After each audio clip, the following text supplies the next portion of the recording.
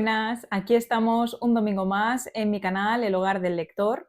Yo soy Andrea y aquí estoy grabando esto con el aire acondicionado puesto a toda castaña porque por lo menos aquí en Madrid hace un calor de muerte. Llevamos semanas y semanas con más de 30-35 grados, no te apetece salir a la calle, solo puedes estar ahí tirado como una meba en el sofá, en la piscina o donde sea. Y no sé a vosotros, pero a mí con estos calores no me apetece leer una novela sesuda.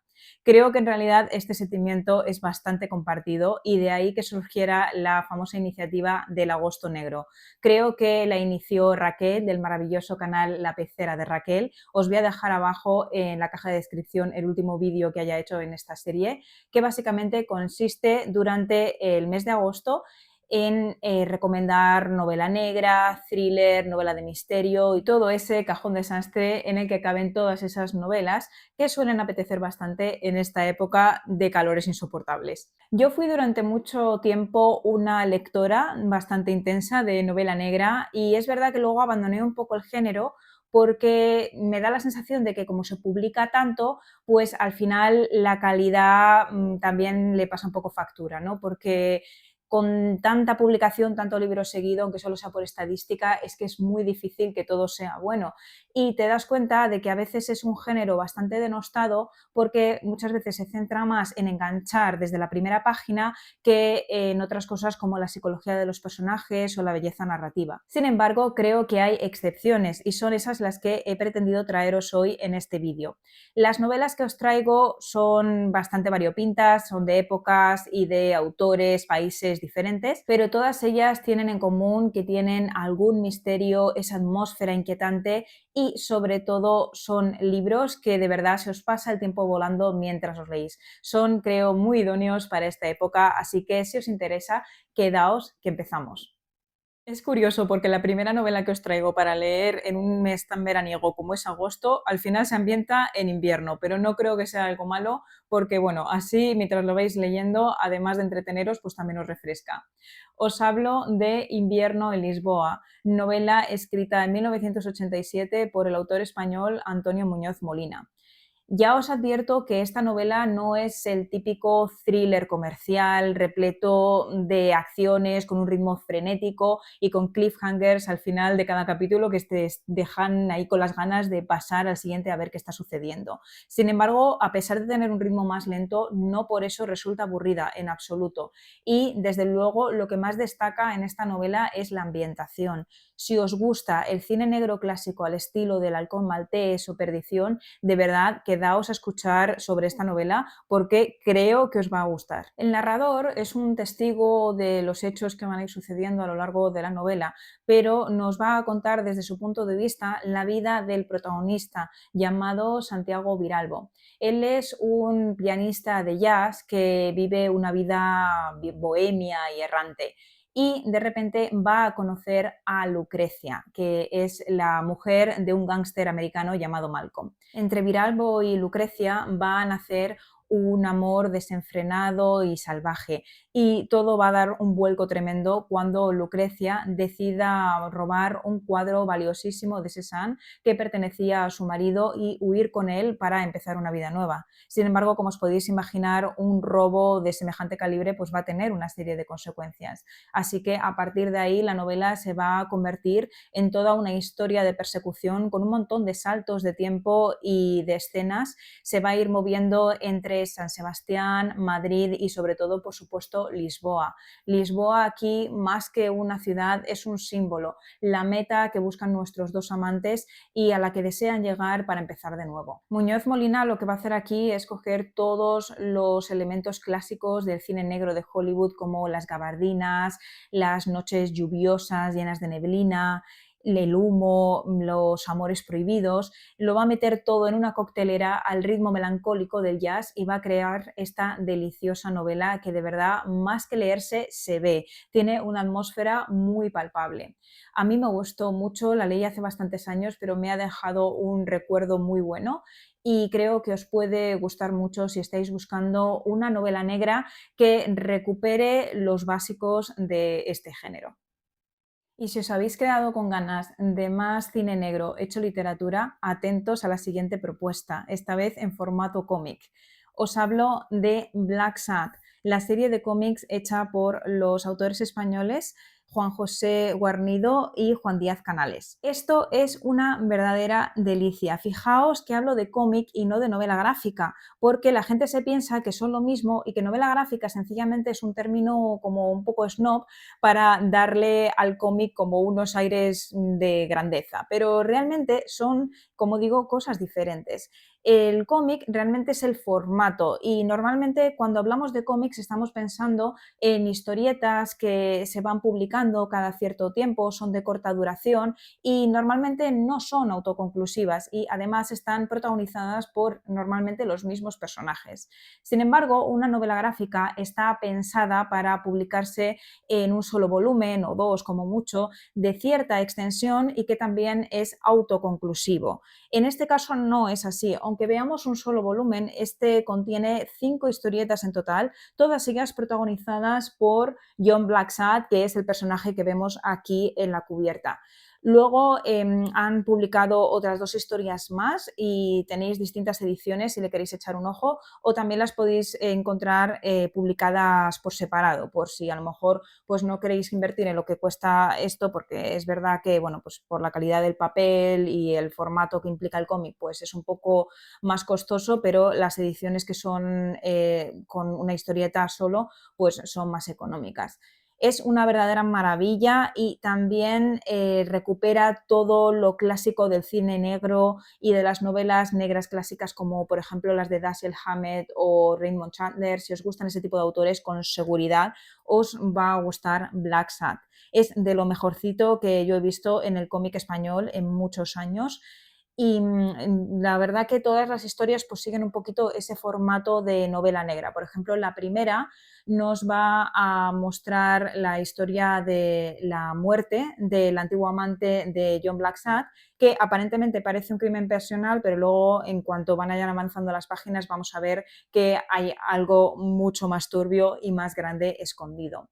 Como veis, los personajes son antropomórficos, son animales antropomórficos, como veíamos, por ejemplo, en el caso de Mouse, de la cual os hablé en el vídeo de la semana pasada.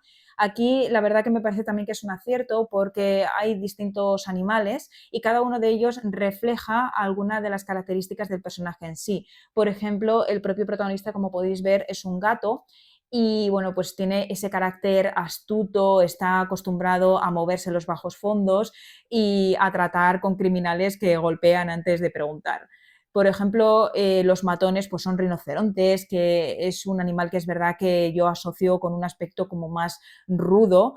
Y luego recuerdo que hay un personaje que está muy bien, que es muy astuto, parece muy inocente y muy inofensivo, pero luego no lo es tanto y que está representado por una comadreja. El comisario es un pastor alemán. Entonces, como digo, cada uno de los animales que representan los distintos personajes pues están muy bien seleccionados. No os dejéis engañar por este formato pensando que es contenido juvenil, porque todo lo contrario, es algo bastante más serio, pero lo mejor que tiene con diferencia es la parte visual. Está creado a base de acuarelas hechas por Juan José Guarnido, que es un dibujante increíble.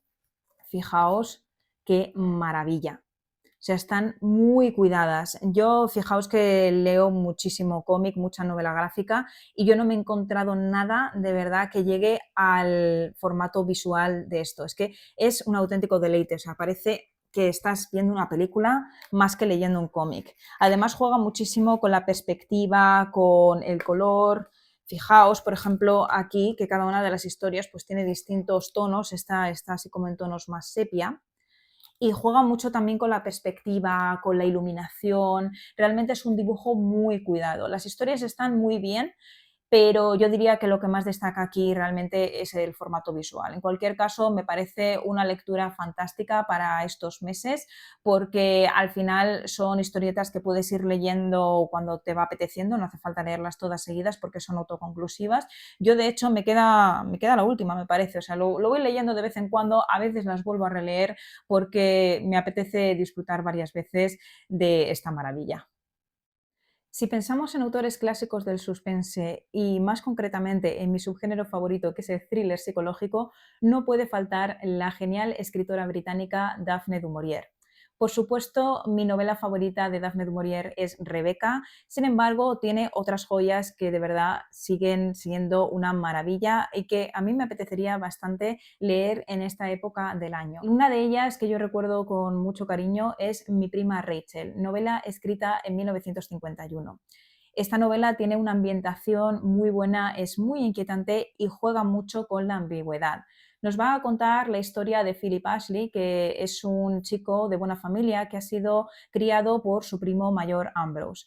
Sin embargo, esa vida apacible que ambos llevan en la costa de Cornualles se va a ver alterada cuando Ambrose, por razones de salud, decida viajar a Florencia. Allí va a conocer a una prima viuda suya llamada Rachel, con la que va a casarse. Todo es muy extraño porque Philip empieza a recibir de repente unas cartas bastante alarmantes de Ambrose que sugieren que esta mujer, Rachel, pues le está vigilando, le está controlando de alguna manera. Finalmente Ambrose muere y Philip, convencido de que esa mujer es una mala pécora que ha abusado de su primo, pues decide jurarle venganza. Sin embargo, cuando Rachel viaje a la mansión familiar en Inglaterra, Philip se va a dar cuenta de que esa mujer está muy lejos del monstruo que se había imaginado. Ella es inteligente, atractiva, encantadora y ahí es cuando empieza todo ese juego ambiguo que va a despistar tanto a los protagonistas como al propio lector. Daphne du Maurier es absolutamente única jugando con la psicología de los personajes, ninguno es del todo bueno ni del todo malo y realmente las escenas que se van sucediendo en este libro se pueden interpretar desde prismas completamente opuestos. A mí esta novela me gustó mucho y el final me pareció súper acertado, pero aunque por supuesto no os lo voy a contar, sí que os adelanto que dividió al público y quizás precisamente por eso en la versión cinematográfica que se hizo en 2017 protagonizada por Rachel Weisz, decidieron cambiarlo. Yo no estuve demasiado de acuerdo con ese cambio porque me pareció que le quitaba toda la gracia a la historia. Sin embargo, cuando os terminéis el libro sí que os recomiendo que veáis la película porque igualmente merece la pena, sobre todo por la ambientación en esos páramos, en esa costa azotada siempre por las tormentas que tenemos en esa zona tan bonita de Inglaterra como es Cornualles. La siguiente novela la mencionamos muy brevemente mi hermana y yo en el vídeo que hicimos juntas porque a ambas nos sorprendió bastante. Os hablo de Un plan sangriento, el caso Roderick MacRae, escrito por el escritor escocés Graeme MacRae Barnett, que, bueno, lo siento si lo he pronunciado mal porque tiene un nombre un poco peculiar. Esta novela es muy curiosa, sobre todo por la forma en la que está escrita. Nos va a contar el caso de Roderick MacRae, que es un joven de tan solo 17 años que es arrestado por cometer un triple asesinato brutal. Como os digo, esta novela no es una novela al uso porque está escrita como si fuera un true crime.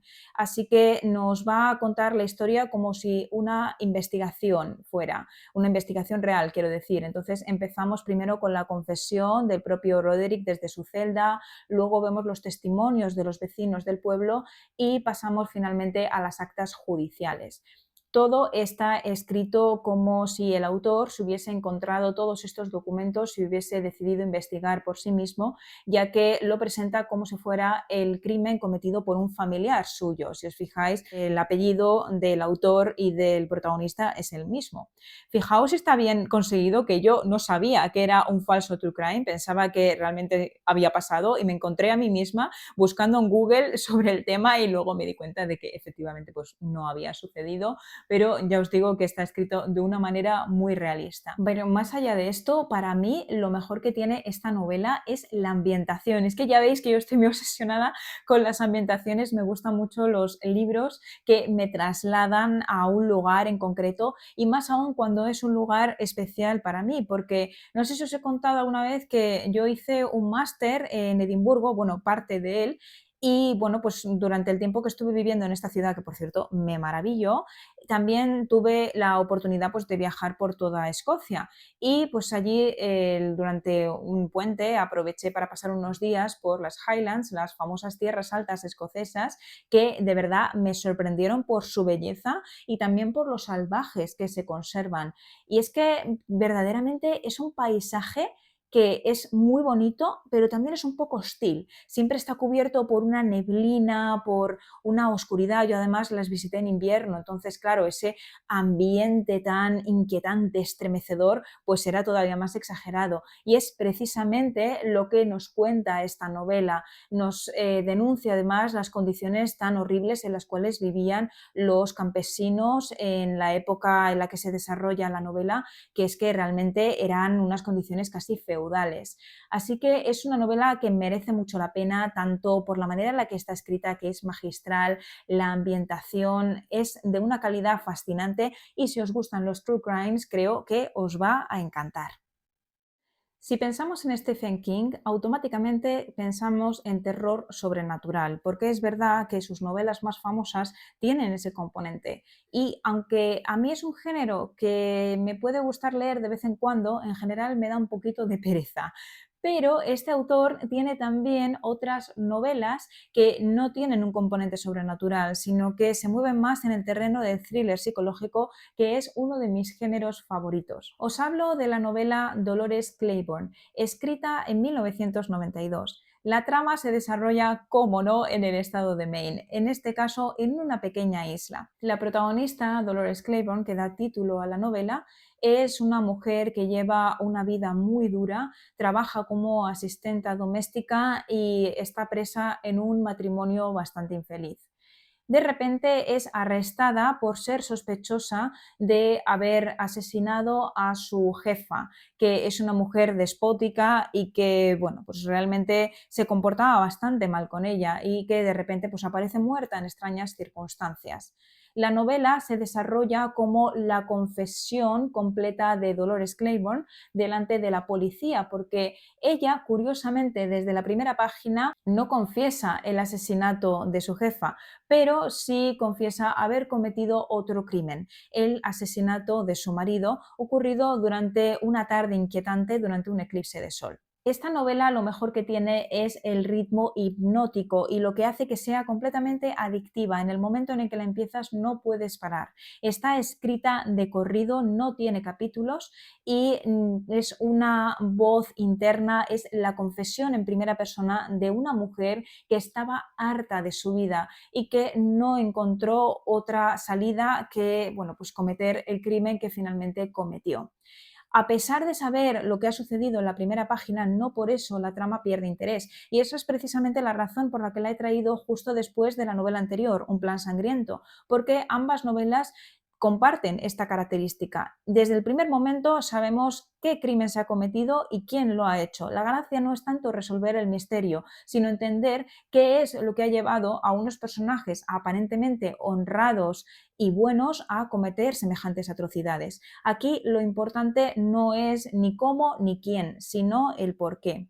Verdaderamente esta novela tiene una voz desgarradora, intimista. No está quizás tan bien conseguida como por ejemplo el monólogo de Carmen de 5 horas con Mario, novela de Miguel Delibes de la que ya os he hablado anteriormente y que también comparte que está escrita de corrido como un monólogo de un solo personaje. En este caso no es tan así, pero igualmente está conseguida. Tiene una voz por momentos irónica, desgarradora y tiene ese pequeño componente de denuncia social que muy de vez en cuando vemos en las novelas de Stephen King.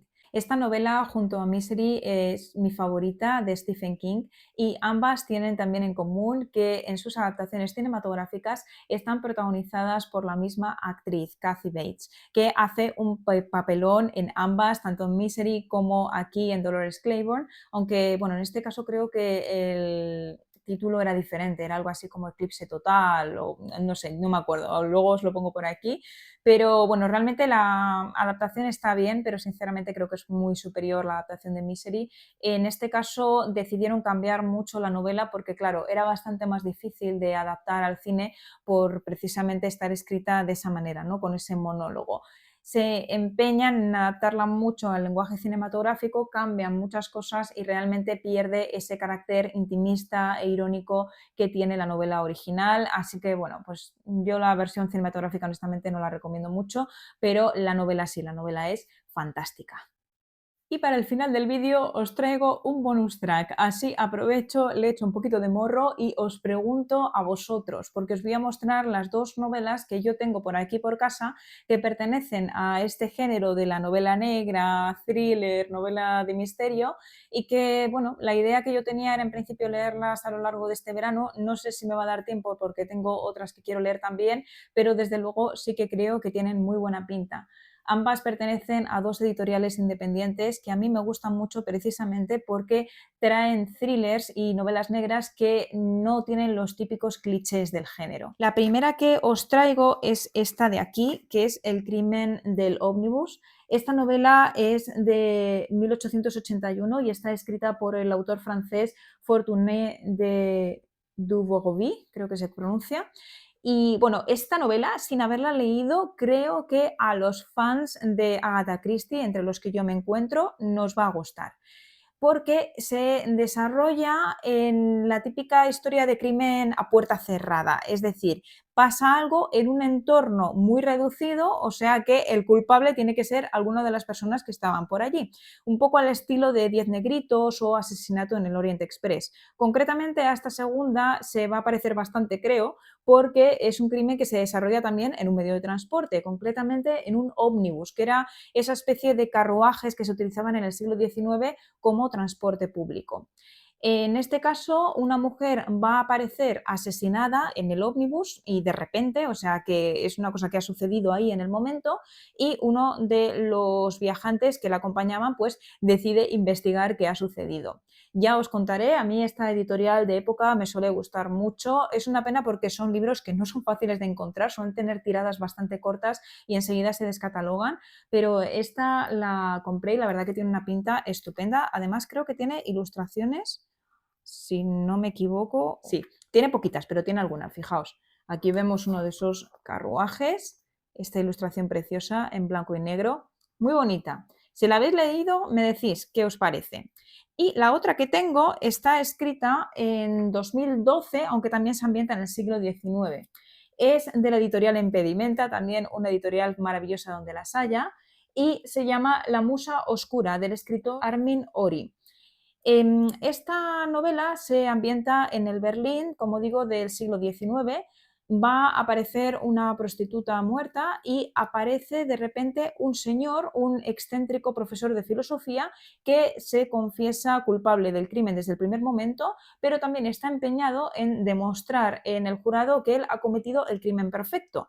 Así que, claro, si no hay pruebas materiales, pues salvo que sea por la propia confesión en sí, pues no puedes acusar a la persona de ser culpable, creo yo. Bueno, en eso se va a desarrollar un poco la novela que creo que puede tener bastante gracia.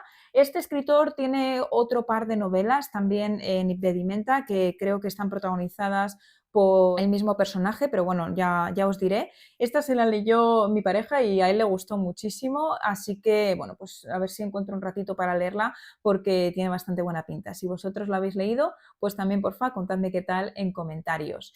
Y nada más, aquí termina el vídeo de esta semana. Si me queréis contar alguna otra cosa sobre novelas de este género, cuáles me recomendáis, si habéis leído algunas de las que yo sugiero, también me gustaría saber vuestra opinión. Y mientras os voy leyendo los comentarios, voy preparando el vídeo de la semana que viene, porque ya sabéis que nos vemos aquí en el Hogar del Lector todos los domingos. Un abrazo y hasta entonces.